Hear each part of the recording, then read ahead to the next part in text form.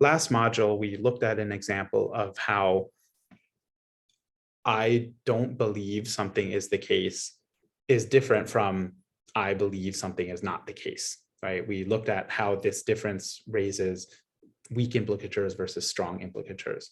So in this module, let's look at another example where this distinction is also useful, and look at how it's different from that case. So imagine I say, I don't like superhero movies. Literally, this just means I don't like superhero movies, right? I might dislike them or I might have no opinion. But in practice, usually if I say I don't like superhero movies, people will usually think that means I dislike them, right? But again, like I said, this is different from its literal meaning. So let's look at how we get from this literal meaning to the interpretation that I dislike them, right?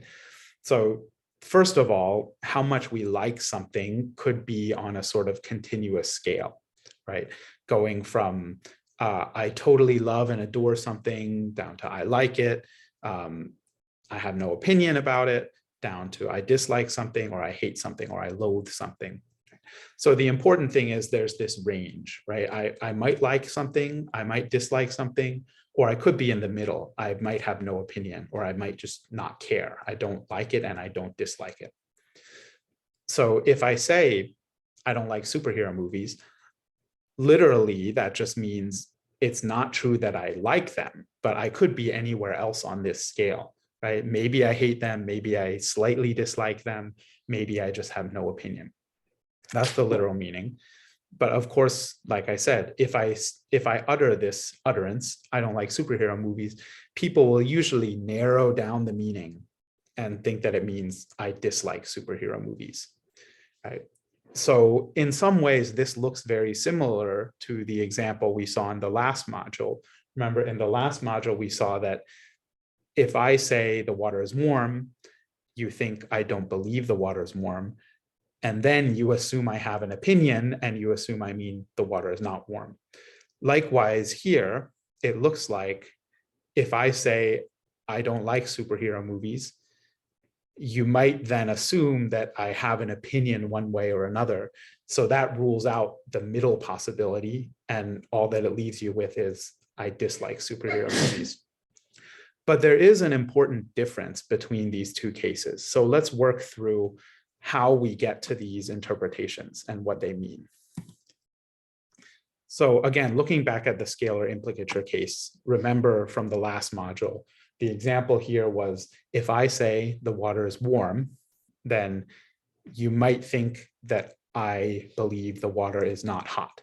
And the way we get there is that, first of all, warm can mean the water is warm or more than that. If you want, you can try some of the implicature diagnostics to show that this is really the meaning, right? That you can say, you can cancel the not hot meaning, right? You can say the water is warm. In fact, it's even hot, right? So that shows that literally the water is warm is consistent with the water being hot. But the way that we understand that I believe the water is not hot is we use an implicature and we narrow down that meaning.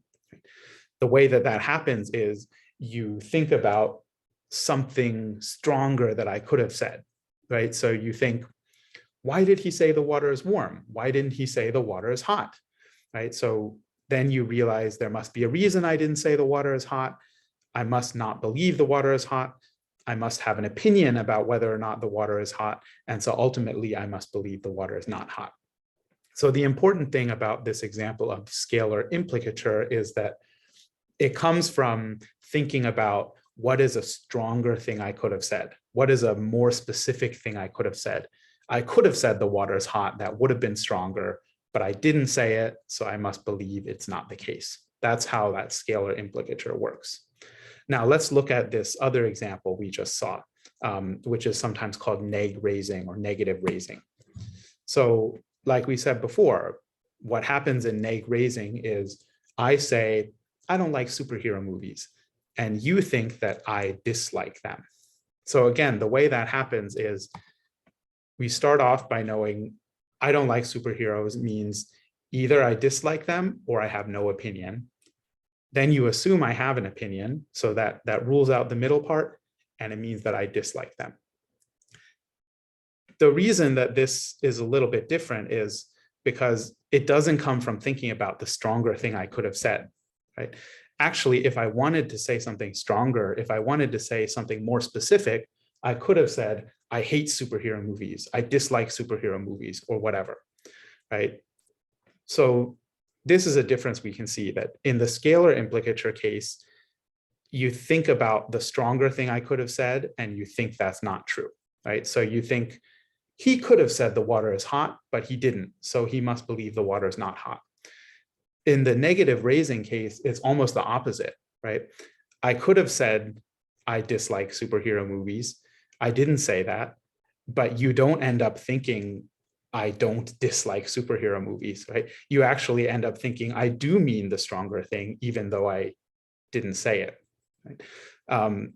So the reason for this difference is that these implicatures come from different assumptions, right? So the scalar implicature comes from thinking about the stronger thing I could have said. At least the weak implicature, the weak part of the scalar implicature, comes from thinking, why didn't he say something more specific? He must not have meant it. Right?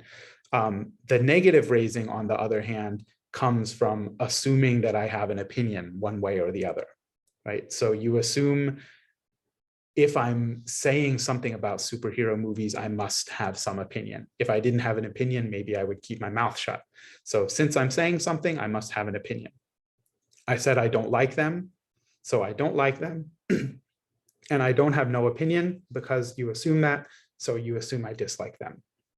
So these look very similar on the surface, but it turns out that they work in slightly different ways, and they come from different assumptions about communication.